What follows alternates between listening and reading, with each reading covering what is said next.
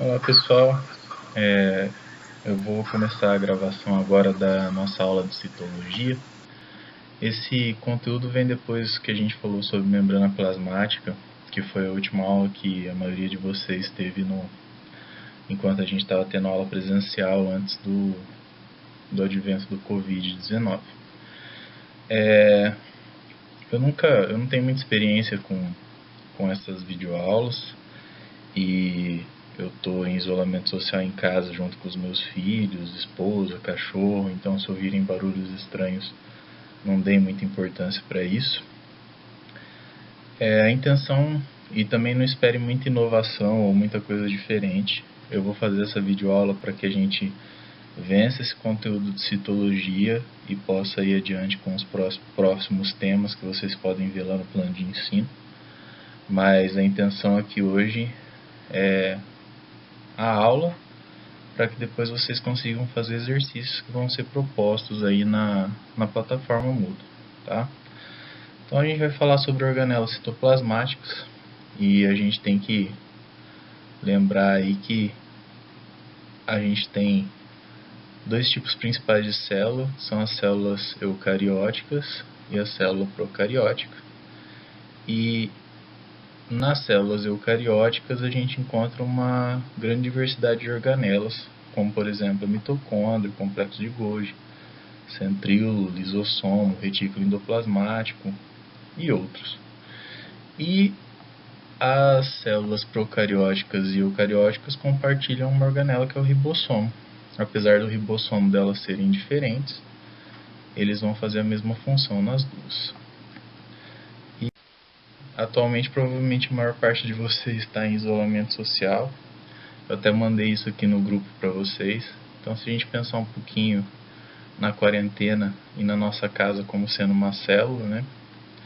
A gente tem aí algumas possibilidades de papéis. Por exemplo, a mitocôndria, como ela gera muita energia, provavelmente ela deve estar bastante inquieta, porque essa energia não está sendo gasta, né? E é aquela pessoa que está sempre fazendo exercício pela casa e vendo memes e dando um jeito de estar sempre ativo. O núcleo provavelmente é a mãe ou o pai de vocês aí que quer controlar tudo, né? E não vê a hora de voltar à atividade aí, né? Complexo de Golgi fica comprando coisa pela internet, doido pra empacotar, quer sair, bater perna, tá com saudade da faculdade, da escola, no caso de vocês. E assim por diante. Só uma brincadeira pra gente tentar identificar alguns papéis e relacionar esses papéis com os papéis que as organelas de fato têm, tá? Bom, o que é a citologia? A citologia é o estudo das células. Nos primórdios da citologia, quando a gente desenvolveu os primeiros microscópios, eles eram piores do que os que a gente tem no laboratório, né? Eles tinham menos capacidade de aproximação do que aqueles lá. E aí o que os primeiros citologistas conseguiam ver das células é que elas eram uma bolsinha com um núcleo e um líquido dentro. Eles não conseguiam observar as organelas. E o descobrimento das organelas e o início da descrição das organelas, ela se deu com o desenvolvimento do microscópio. Então, quanto melhor foi ficando os microscópios, quanto mais a microscopia se desenvolveu, mais detalhes a gente conseguiu ver e melhor a gente conseguiu entender o que estava acontecendo dentro das células. O que a gente vai estudar hoje? A gente vai estudar a organização interna do citoplasma das células. A gente vai ver células procariontes e eucariontes, ou procarióticas e eucarióticas, as diferenças e semelhanças entre elas, e a gente vai tratar da estrutura e função das principais organelas e da estrutura e função do citoesqueleto, que é o esqueleto da célula. O citoplasma. O citoplasma ele vai ter uma organização variável de acordo com o tipo de célula do qual a gente está tratando. Existem milhares de tipos de células e, para vocês terem uma ideia, só no corpo humano são mais de 300 tipos diferentes. Então a gente pode demonstrar aí, por exemplo, células musculares, células do glóbulo vermelho, né, células do sangue, espermatozoides, hepatócitos, que são células do fígado, enterócitos, que são células da parede do intestino, neurônios, né, do nosso sistema nervoso. Então tem uma infinidade de tipos de células e de acordo com cada tipo de célula, o citoplasma vai ter determinadas organelas e determinado tipo de desenvolvimento, certo? Mas todas as células que existem compartilham pelo menos 3 características. Todas elas têm membrana plasmática, todas elas têm citoplasma e todas elas têm material genético. Algumas perdem o núcleo com DNA, que é o caso da hemácia. A hemácia é uma célula que não tem praticamente organelas, porque ela é cheia de um pigmento, que é a hemoglobina, que serve para transportar o oxigênio para os nossos órgãos, tecidos e células, certo? Se a gente pegar os dois tipos principais, a célula procariótica e a célula eucariótica, a gente vai ver então que eles compartilham a membrana plasmática, elas têm citoplasma, elas têm DNA. Agora, o núcleo da célula eucariótica é diferente do núcleo da célula procariótica. A célula procariótica, como a gente já conversou em sala, não faz membranas internas, então ela não tem a chamada membrana nuclear. E aí vem aquela história de algumas pessoas chamarem de que a célula é desorganizada. Não é desorganização, é um tipo de organização diferente. Então, sempre lembrar que célula procariótica é aquela que não tem organelas membranosas ou não tem membranas internas. A célula eucariótica tem membranas internas e organelas membranosas. E célula procariótica e eucariótica tem ribossomos, né? É uma organela que elas compartilham. As células procarióticas são principalmente as bactérias e as arqueobactérias. Elas têm formas variadas. Elas podem ser esféricas e serem chamadas de cocos, serem bastonetes e serem chamadas de bacilos, os bacilos, serem espiraladas e serem chamadas de espirilos, ou em formatos de vibriões e entre outros.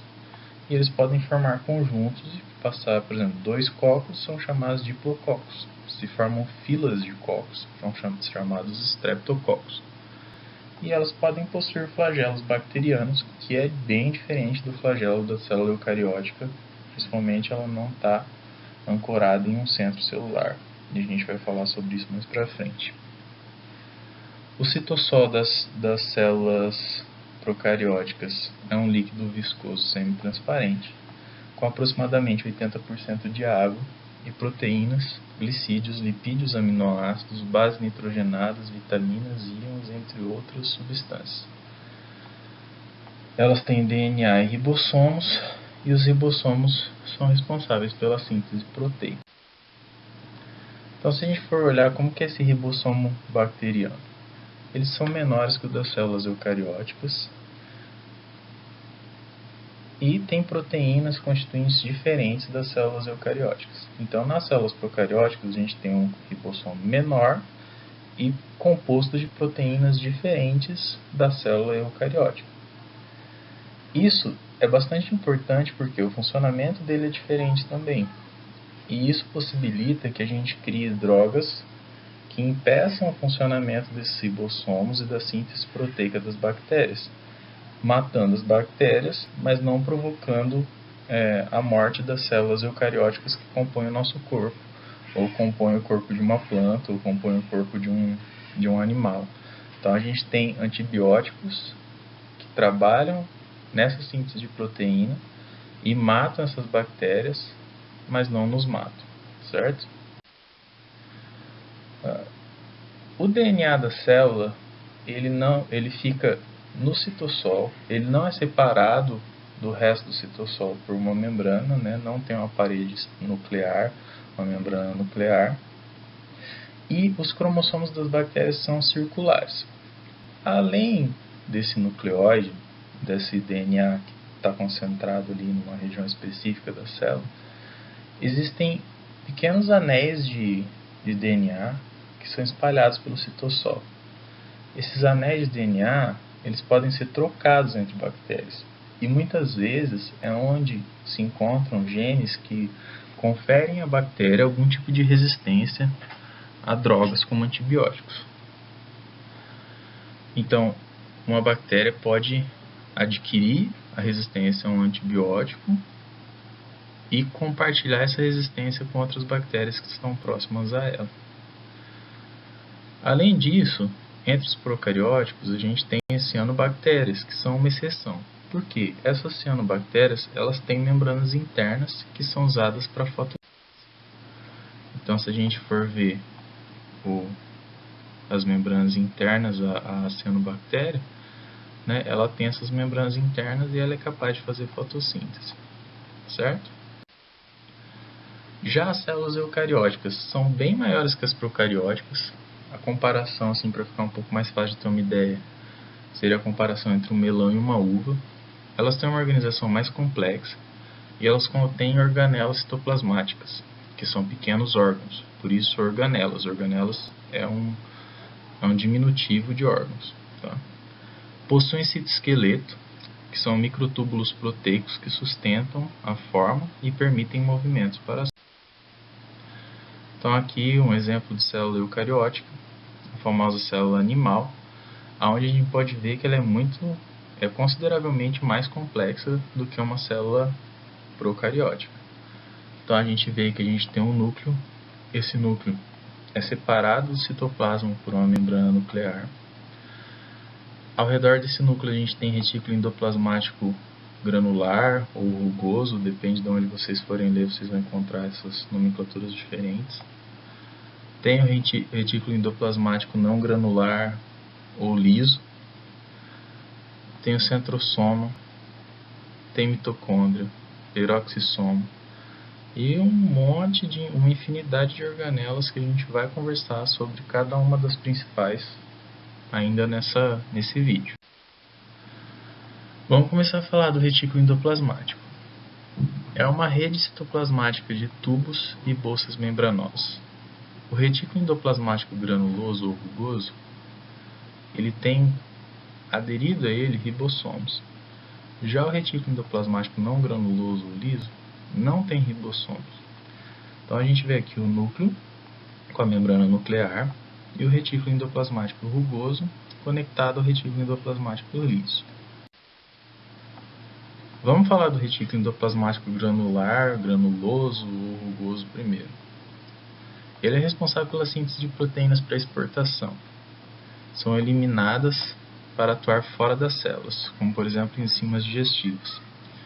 E ele produz enzimas lisossômicas, que vão ser importantes na digestão intracelular. A gente vai falar do lisossomo um pouquinho mais para frente. Tá? E ele produz as proteínas que ficam nas membranas plasmáticas. Então, se a gente for na microscopia eletrônica, que é uma microscopia que consegue aproximar muito mais do que os microscópios ópticos que a gente tem contato nos laboratórios da escola, a gente vai ver essas faixas que são os retículos endoplasmáticos, granular ou rugoso. Tá? O retículo endoplasmático liso armazena íons cálcio, que são muito importantes na contração muscular. Quando a gente estiver falando de citoesqueleto, eu vou mostrar para vocês.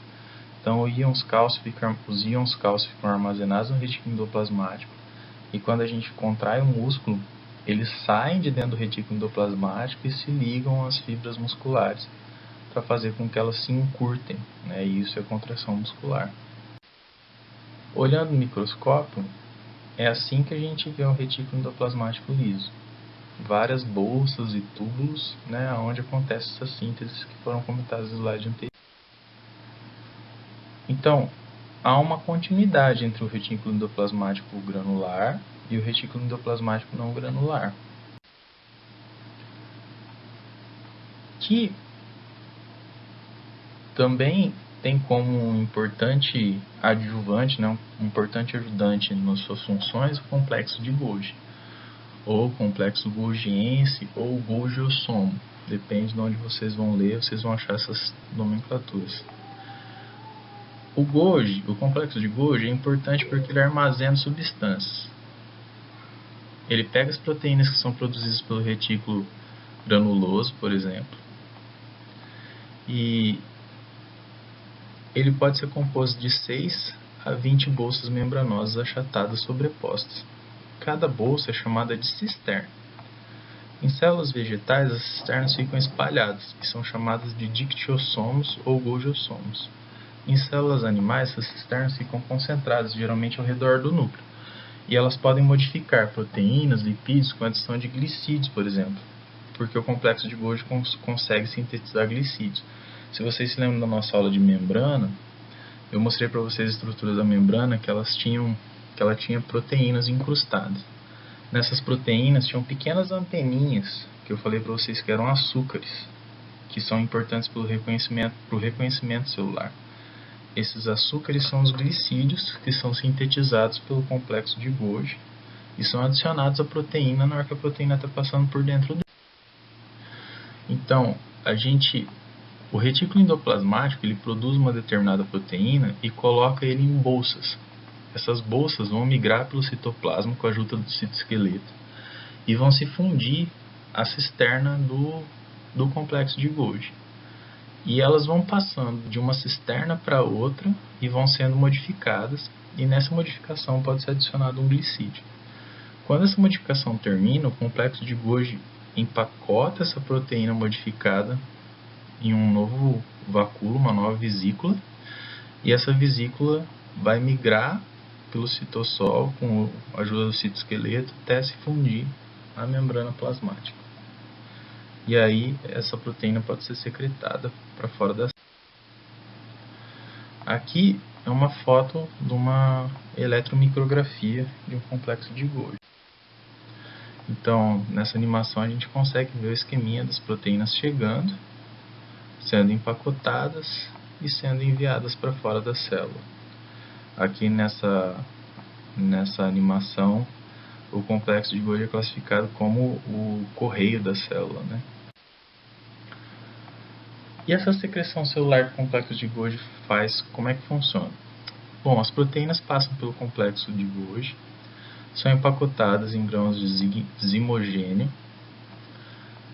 Do retículo, são enviados ao Golgi por vesícula. As vesículas liberam seu conteúdo dentro da primeira cisterna e o conteúdo vai sendo transferido de uma cisterna para outra e vai sendo empacotado até ser enviado ao seu destino final, que pode ser dentro ou fora da célula. A cisterna que recebe a vesícula do retículo é chamada de face cis do complexo de Golgi. A cisterna que manda o produto é a face trans. Na célula vegetal, o Golgi é responsável pela secreção de componentes da parede celular e de enzimas digestivas de seus vacúolos. Então lá, as vesículas saem do retículo endoplasmático, se fundem à cisterna da face cis, são enviadas de uma cisterna para outra e saem aqui na cisterna da face trans. Olha lá, enzimas vindo do retículo endoplasmático, se fundindo, sendo modificadas e sendo secretadas. Aqui para vocês terem uma ideia como são essas faces. Então a face cis na vida real mesmo, né, em eletromicrografia de uma célula. Na face cis, onde as vesículas se fundem. Na face trans, onde elas são secretadas. Mais uma figura mostrando a mesma coisa, para ficar bem ilustrado. Outra função importante do complexo de Golgi, ele é bastante importante para a nossa reprodução. O complexo de Golgi é responsável pela formação de uma organela no espermatozoide, que é o acrosoma. O acrosoma é uma vesícula com enzimas digestivas e é responsável pela perfuração do gameta feminino na fecundação. E o responsável por essa formação dos lisossomos. Como é que acontece, como esse acrosoma funciona? Ele é um capuz que tem na região anterior do espermatozoide, que contém enzimas.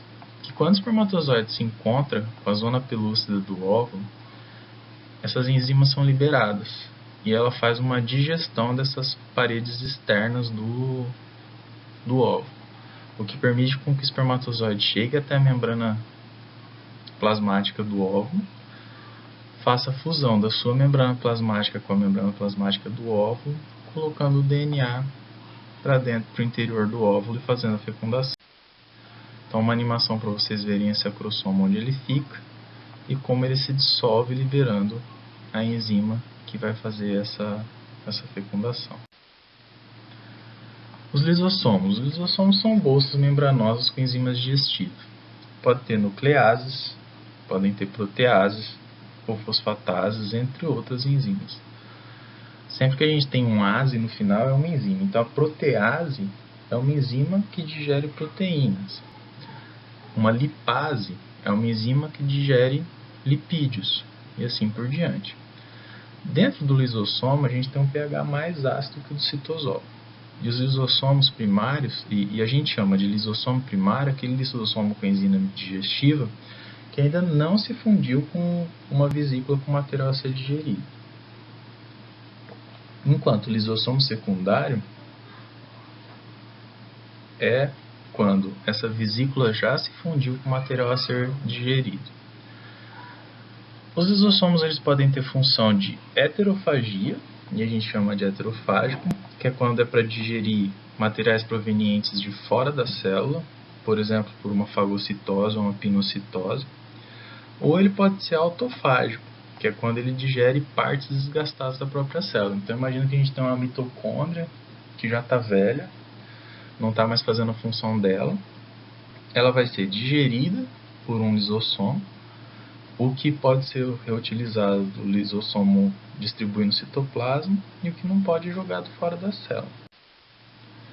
Aqui, eletromicrografias dos lisossomos. Aqui um desenho, né, e uma ilustração para mostrar para vocês como o lisossomo se parece.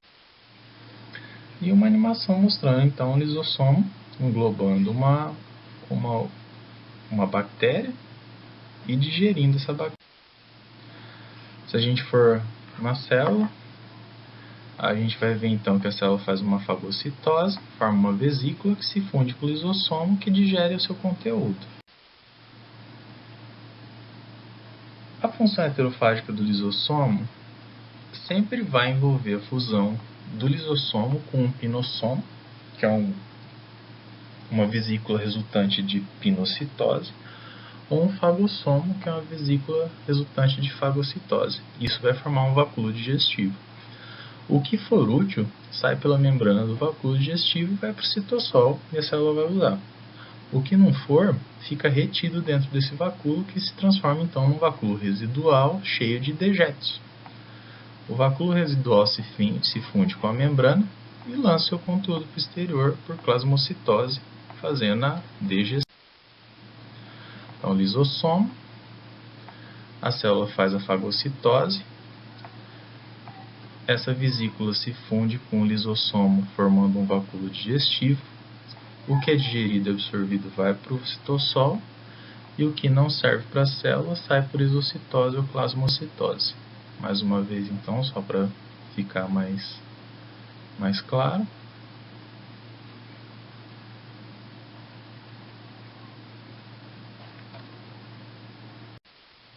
Vamos adiante. Outra função que o lisossomo pode ter é a função autofágica. Essa função é importante no rejuvenescimento celular ou em outras situações, como por exemplo a metamorfose de um sapo, que ele começa como girino tendo uma cauda e depois essa cauda desaparece.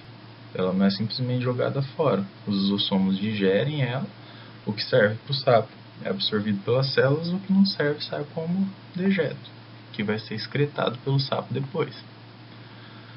Autofagia é quando o lisossomo digere partes da própria célula.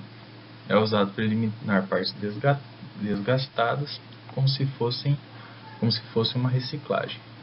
A organela antiga é digerida e seus componentes são usados para formar novas organelas. O vacúolo autofágico é formado E nas células vegetais, quem faz esse papel é o vacúolo central, e a gente vai falar dele especificamente um pouco mais frente. Um gifzinho com a metamorfose de um sapo, então vocês percebem que ele cria os seus membros, começa um desenvolvimento e a gente começa a autofagia da cauda. Essa cauda vai diminuindo até que em um certo momento ela deixa de existir. E toda essa digestão, né, essa redução dessa cauda é feita através de lisossomos. Os peroxissomos. Os peroxissomos são organelas membranosas com entre 0,2 e 1 micrômetro de diâmetro. São recheadas de oxidases, que são enzimas com oxigênio, que são usadas para oxidar coisas. Se você já deixou metal exposto, você já deve ter percebido que o metal enferruja. Isso é uma oxidação. Aquele café velho que fica na garrafa térmica, que quando você vai tomar, foi feito de manhã, você vai tomar à tarde, tem outro gosto, o que alterou o gosto desse café foi a oxidação.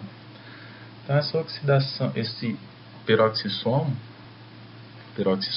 eles têm como se fosse, eles têm o peróxido de hidrogênio, que é água oxigenada dentro da sua composição. E eles oxidam ácidos graxos para serem utilizados na respiração celular. E eles são bastante abundantes no fígado e nos rins, porque nesses órgãos eles vão fazer oxidação de substâncias tóxicas. Então, quando você toma um remédio, e esse remédio é tóxico para você, é lá no seu fígado que ele vai ser quebrado para ser jogado fora. E ali, as células do seu fígado estão cheias de peroxissomos, e é onde eles fazem a oxidação das substâncias tóxicas que estão lá. Então aqui um desenho de como o peroxissomo seria. Indo agora para um vacúolo da célula vegetal, é um grande vacúolo central, chega a ocupar 80% do volume celular. Surgem nas células jovens a partir da fusão de vacúolos dos lisossomos e gojossomos e contém uma solução aquosa ácida, com íons orgânicos, açúcares, aminoácidos, ácidos orgânicos, proteínas, no caso das sementes, cristais ou drusas quando essa célula tiver algum tipo de proteção. Indo adiante, então, podem ver que o vacúolo ocupa praticamente 80% da célula. A gente tem aqui a célula, né? E o vacúolo enorme aqui no meio. Esse vacúolo ele é formado na célula jovem a partir de outros vacúolos, né? Que se fundem formando um grande vacúolo. Aí uma figura um pouquinho mais detalhada para vocês verem como o vacúolo é grande em relação à célula que ele ocupa. E esse vacúolo ele faz um papel de container, de armazenamento. Então ele armazena água, armazena nutrientes. É uma função bastante importante para a célula vegetal, além de fazer às vezes digestão celular, faz o papel de peroxissomos, como a gente viu lá quando estava tratando do peroxissomos. Outra função importante é que eles são reservatório de substâncias. Podem armazenar substâncias tóxicas como taninos e nicotina, por exemplo, e podem ter antocianinas que dão cores para partes da planta, como por exemplo essa flor, né, que é azul. Esse pigmento azul está dentro dos vacúolos da célula dessa flor.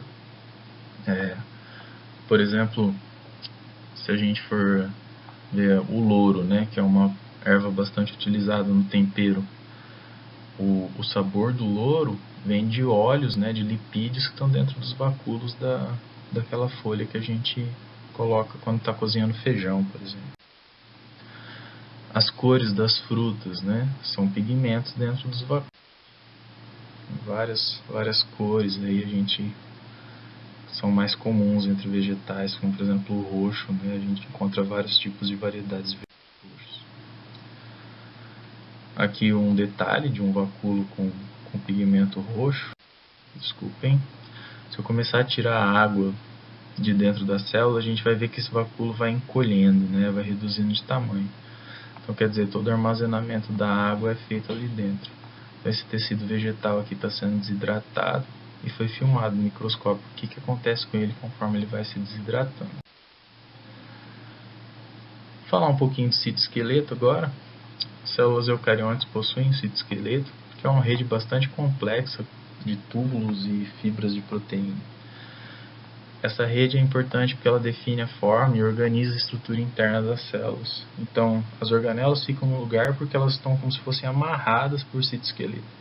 As vesículas andam pela célula porque tem o citoesqueleto empurrando ela para lá e para cá. E as células ficam aderidas umas às outras porque o citoesqueleto delas estão conectados. Então, ele possibilita o deslocamento de substâncias e ele permite os movimentos celulares.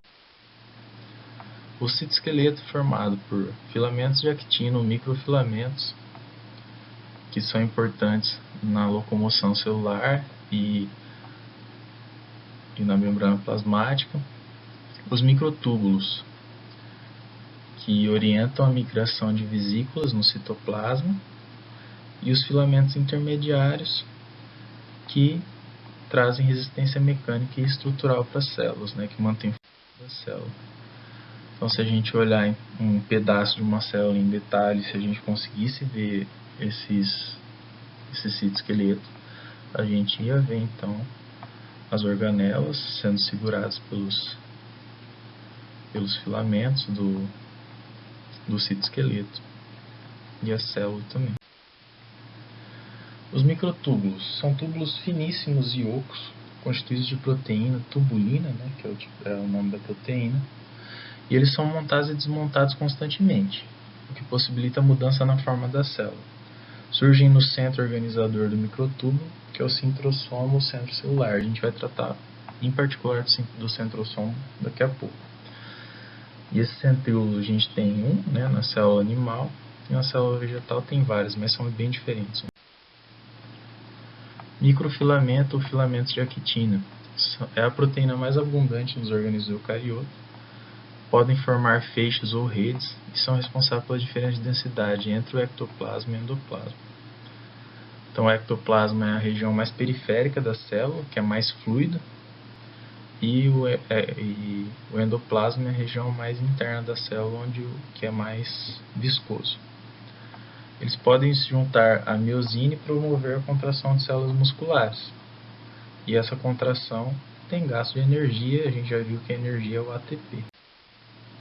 Então, para vocês terem uma ideia do músculo, se a gente pega o músculo de uma pessoa e vai aproximando cada vez mais da microestrutura, a gente vai ver as células musculares com os filamentos de actina e miosina. E esses filamentos de actina e miosina, no retículo endoplasmático liso que está armazenado o cálcio, quando o músculo vai contrair, esse cálcio sai, se liga ao filamento de actina, o que provoca uma mudança de forma na actina e faz com que a miosina se ligue a ela. Quando a miosina se liga a ela, essa miosina puxa a actina e isso provoca a contração celular. Ela vai deslizar nesse sentido, que faz com que o músculo se contraia.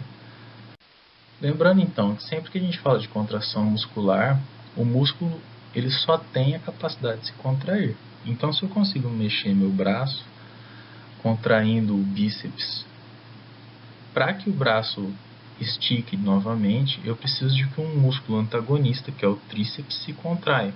O bíceps não consegue se distender sozinho. Então, sempre que a gente tem uma articulação, a gente tem que ter músculos antagonistas. Um vai dobrar o braço, aproximando o braço do antebraço, e o outro vai esticar o braço, afastando o braço do antebraço, certo?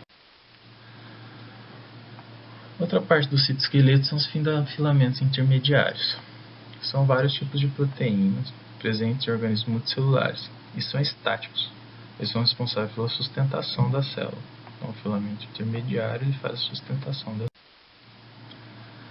Citoesqueleto e movimento celular.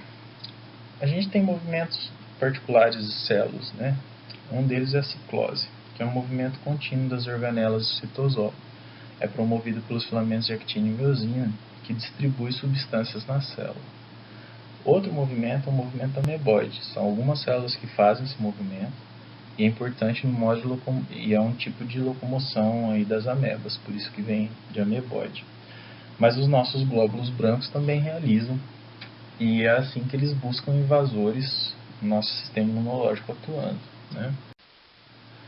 Aqui a gente vê a ciclose, a actinimiosina se contraindo, fazendo com que as organelas andem pela célula, e isso faz com que as substâncias sejam distribuídas, tá? É um detalhe só do citoesqueleto. Aqui a gente vê o transporte de vesículas, né?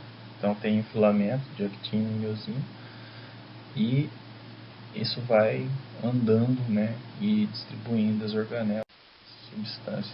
Aqui já é um pseudópodo, né? Então a célula vai mudando sua forma, lançando pseudópodos, e isso permite com que ela ande, né? E depois que termina a animação do pseudópodo, aparece uma célula vegetal onde a gente consegue ver as organelas fazendo um ciclo que seria a mitose, tá? Os centríolos. O centríolo é composto por um cilindro oco, né? Dois cilindros ocos. São 9 conjuntos de 3 microtúbulos cada um. Elas estão presentes em células eucarióticas, mas nas células vegetais e fúngicas não estão. Eles duplicam antes da divisão celular e formam o fuso. Esse fuso celular, fuso mitótico, é o que vai permitir com que os cromossomos sejam separados entre as células para formarem duas novas células depois do fim da divisão celular. Então, o fuso, o centro celular já está duplicado aqui. Eles vão migrar para as extremidades da célula e formar seus microtúbulos. Esses microtúbulos se ligam nos cromossomos e esses cromossomos vão então ser puxados para as extremidades, onde a célula vai se dividir e cada um desses lados vai formar uma célula filha independente. Então na mitose aí estão se formando duas células filhas. Esperar terminar a divisão, tá aí, aconteceu a divisão celular, certo? Mais duas organelas aí, cílios e flagelos. Esses cílios e flagelos são como se fossem pelos microscópicos na superfície das células. Os cílios são mais curtos, os flagelos são mais longos, tá? Eles são organelas móveis. Os cílios fazem movimentos oscilatórios rápidos, enquanto os flagelos fazem movimentos ondulatórios e mais lentos. Ambos se originam no centríolo e possuem a função de locomoção. Os protozoários, por exemplo, ou nos gametas masculinos. A gente lembra do espermatozoide, ele tem um flagelo grande e ele tem que nadar para conseguir chegar no óvulo e fazer a fecundação. E eles podem existir para expulsar invasores, como os cílios da nossa traqueia e vias respiratórias. Então, quando eu estou com alguma infecção no pulmão, que meu pulmão está produzindo muco, né, que é o que a gente chama de catarro, esse muco vai sair dos meus pulmões, vai subir minha traqueia e ser expulso pela boca ou pelo nariz, através de batimentos ciliares das células que estão aí no epitélio, né, na superfície do pulmão e da traqueia. Aqui a gente vê a diferença, então, o movimento do cílio, que é forçado, né, e o retorno é em curva, enquanto o flagelo ele vai ondulando, né, permitindo que aquela célula se locomova. Aqui como exemplo eu coloquei um paramécio que tem a superfície toda recoberta de cílios, a gente vê os cílios batendo e isso permite a locomoção do paramécio.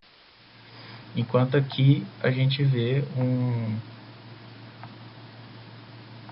uma célula que tem 3 flagelos, esses flagelos estão batendo de forma ondulatória, que permite a locomoção. As mitocôndrias. As mitocôndrias, elas vão ter sua quantidade dentro de determinadas células variando de acordo com o tipo de função que aquela célula tem. Por exemplo, um espermatozoide que gasta muita energia para levar o DNA paterno até o óvulo, ele tem uma grande bateria de mitocôndrias e ele precisa usar todas elas para conseguir chegar. Agora, uma célula adiposa que praticamente tem muito pouco metabolismo, ela já não vai ter tantas mitocôndrias assim. Essas mitocôndrias elas possuem duas membranas lipoproteicas, uma externa que parece com a membrana plasmática e outra interna que é toda dobradinha. E essa interna é chamada de cristas mitocondriais, né? Essas dobras são as cristas mitocondriais. Ela é preenchida por um líquido viscoso, que é a matriz mitocondrial, e possui DNA e RNA próprios. O código genético dentro da mitocôndria é diferente do código genético da célula. E essas mitocôndrias elas têm os seus próprios ribossomos, que são muito parecidos com os ribossomos bacterianos, e elas são responsáveis pela respiração aeróbica. Então aqui está um desenho da mitocôndria e como a gente vê ela no microscópio de verdade, né? Aqui um detalhe maior da mitocôndria, né? A gente vê as cristas, vê a matriz mitocondrial. Aqui a gente já consegue ver o ribossomo, o DNA circular, igual de uma bactéria, que é a mitocôndria. Como que essas mitocôndrias teriam surgido, né? A gente tem algumas hipóteses que vem aí do fato dessa mitocôndria ter um DNA próprio, ribossomo próprio e inclusive delas se dividirem autonomicamente, né? Elas fazem a gestão delas mesmas.